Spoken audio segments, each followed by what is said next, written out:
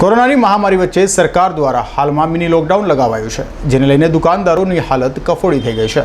ત્યારે વરાછા પોદ્દાર આર્કેડના 450 જેટલા દુકાનદારોએ રસ્તા પર ઉતરી ગયા હતા અને મિની લોકડાઉન દૂર કરવા અને દુકાનદારોને ફરી આત્મનિર્ભર બનાવવા દેવા રજૂઆત કરી છે। કોરોનાએ સુરતમાં હાહાકાર મચાવતા રાજ્ય સરકાર દ્વારા મિની લોકડાઉનની જાહેરાત કરાઈ હતી। જો કે છેલ્લા એક મહિનાથી વધુ સમયથી સુરતમાં મિની લોકડાઉન ચાલી રહ્યું હોય, જેને લઈને દુકાનદારોની હાલત કફોડી થઈ જવા પામી છે।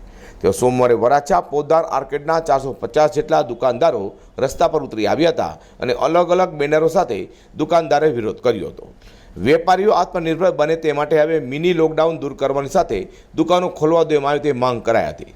દુકાનદારોએ કહ્યું હતું કે હાલ મિની લોકડાઉનને લઈને વેપારીઓની હાલત કફોડી થઈ જવા પામી છે।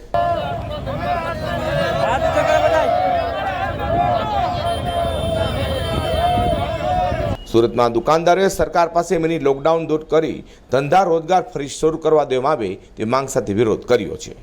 Azhar Qureshi, return news.